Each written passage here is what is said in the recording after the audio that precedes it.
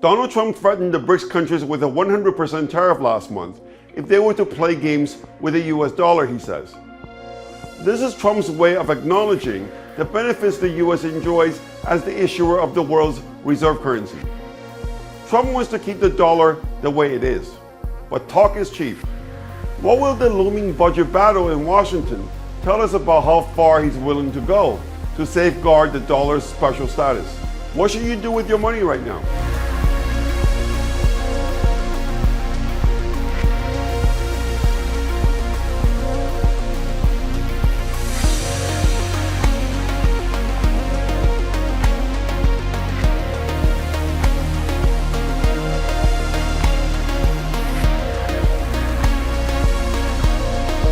One of the benefits of the dollar's reserve currency status is that it allows the US to get away with bad policies, at least until now.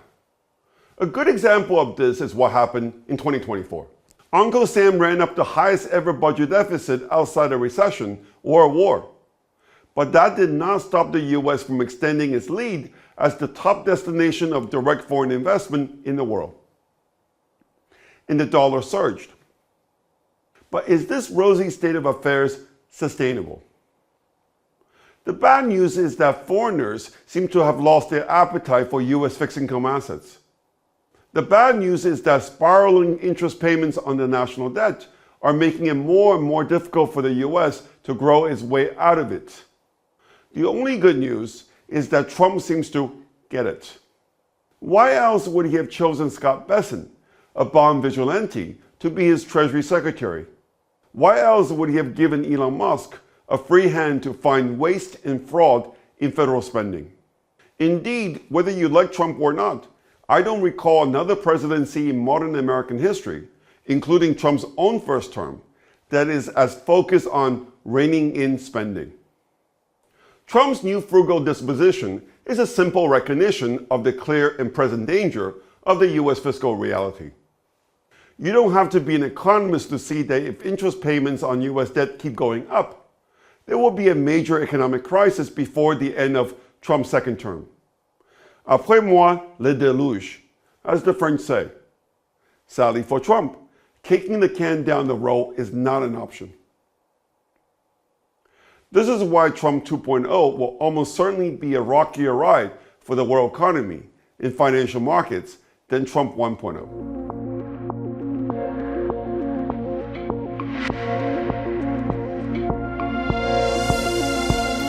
Elon Musk promises to cut at least $1 trillion from annual federal spending.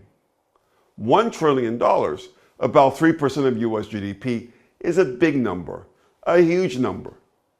If Musk pulls it off, it will reduce the US budget deficit by 50%. It would also take a lot of pressure off US inflation, allowing the Federal Reserve to cut interest rates more aggressively. Lower interest rates, in turn, will help stabilize the interest payments on national debt, as well as reviving the moribund housing market. In a nutshell, there's a lot riding on Elon Musk being successful. But will Elon Musk deliver? The bond market thinks not. The fact that the bond market is pricing only 1.5 rate cut by the Federal Reserve this year shows that bond investors are not taking his promise of spending cuts seriously. The bond market cynicism is not entirely unjustified. America's founding fathers invested the power of the purse in Congress. The bond market thinks Trump will struggle to move the needle on federal spending without full support from Congress. And the market knows that Congress cannot be trusted to exercise fiscal restraint. I suspect this is why Elon Musk's announcement that Doge has already saved $55 billion just 1 month into its creation registered not much more than a yawn from the bond market. The mainstream media didn't help by mostly concluding that Musk's numbers do not add up. Add up or not, Elon Musk is probably wondering what it will take to persuade the bond market that Doge is making real progress. The answer is simple. If there's real progress, it will have to show up in the daily Treasury statement that tells us how much the federal government is spending and on what. This is where we should look for clues of Doge's progress to cut spending.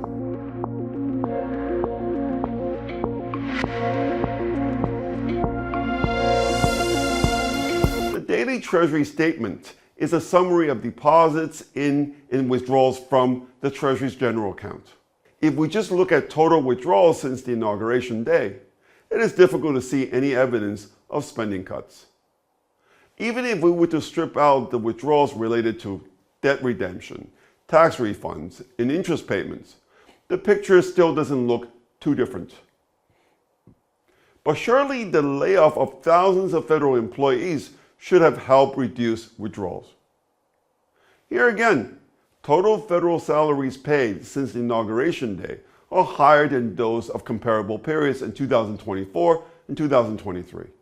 But all this says is that the federal employees that opted in Trump's buyout offer will continue to receive salaries until September. And the impact of the firing of the probationary workers, which started in earnest only last week, is not yet in the data. There's evidence of more tangible progress at the Office of Personnel Management that is in charge of the Federal Civil Service. The total withdrawals by the OPM since January 20th are lower than during comparable periods in 2024 and 2023. This is likely the effect of the reported cancellation of 3 DEI-related contracts. Another area where there's clear evidence of spending cuts is the Environmental Protection Agency. The EPA appears to have stopped receiving any funds from the Treasury General account 5 days into the new administration. But in the case of the USAID and the Department of Education, the Treasury withdrawal data suggests no spending cuts, or that they have not yet kicked in.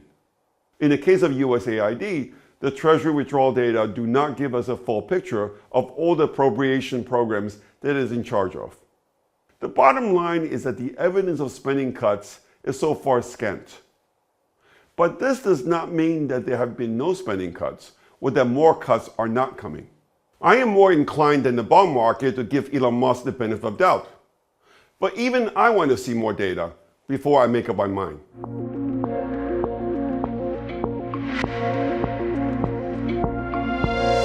Going after the 200,000 federal probationary workers is probably the best chance Elon Musk has to reduce the size of the federal workforce quickly.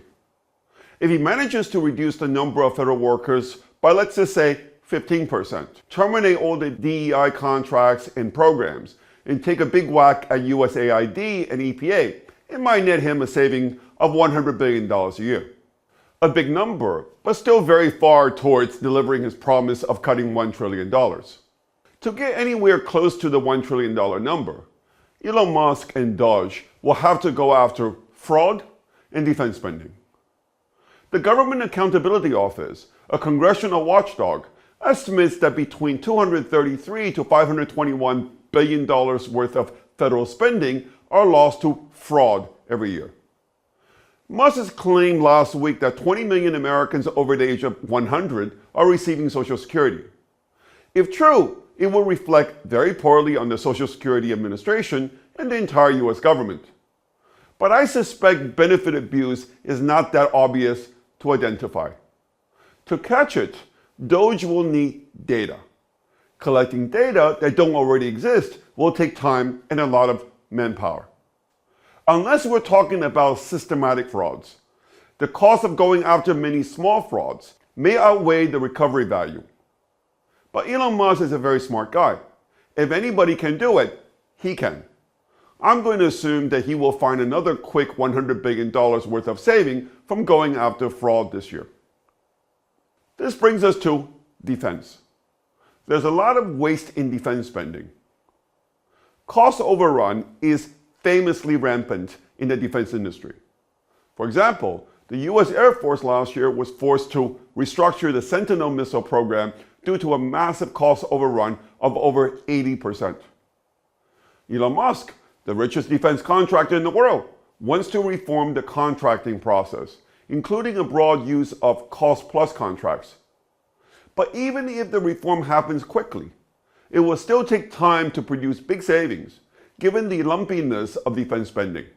Pete Hegseth, the new defense secretary, proposed this week to cut 8% of the Pentagon budget in each of the next 5 years, amounting to some $50 billion each year. This is an ambitious but reasonable goal. The only question is whether he can get Congress to sign up to it. The budget blueprint released by the Senate Republicans earlier this month envisages an increase of $150 billion more in defense spending this year. But Elon Musk has threatened to finance primary challenges to anyone who dares to stand in Trump's way. I'm inclined to think that this will keep the Republican Party behind Trump's policy agenda, including reducing defense spending. Adding everything up, I can see Doge finding savings worth $300 billion this year. Even though it is only a third of what Musk promised, $300 billion, which amounts to about 1% of GDP, is nothing to sniff at. If for nothing else, it would slow the economy, ease inflationary pressure, and lower interest rates.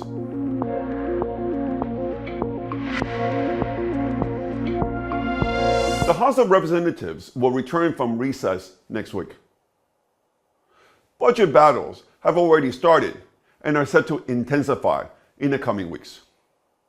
This is because not only Senate Republicans and House Republicans have very different ideas about how to turn Trump's policy agenda into reality, the House Republicans are also divided among themselves about fiscal offset for extending Trump's 2017 tax cuts. The budget resolution released by the Senate Budget Committee envisages a big increase in spending on defense and border security, but provides little fiscal offset and does not address the tax cut extension that is close to Trump's heart. The budget resolution released by the House Budget Committee extends the Trump tax cuts, but calls for a significant fiscal offset, including cuts of $880 billion in Medicaid spending over 10 years. The House plan is a victory for the Freedom Caucus that has seen its leverage increase due to the slim Republican majority in the House. But many moderate House Republicans are uncomfortable with the proposed cuts in Medicaid. The budget battle will no doubt get ugly, but Trump has already thrown his support behind the House plan. But will Trump support the proposed cuts in Medicaid that he has said in the past that he wouldn't touch? In a way, this will be a moment of truth for Trump. The next few weeks will tell us just how far Trump is prepared to go to defuse the ticking fiscal time bomb. My gut says that unless Elon Musk can suddenly discover a lot of new savings, Trump does not have too much choice but to accept that he cannot have the cake and eat it too. The bond market seems to think that tariffs are more likely than fiscal tightening. I think the reverse will prove to be the case. My guess is that Trump views fiscal tightening as Plan A and blanket universal tariffs as Plan B to finance the extension of his tax cuts. This is why I continue to expect bonds to outperform stocks over the next few months. Thank you for listening.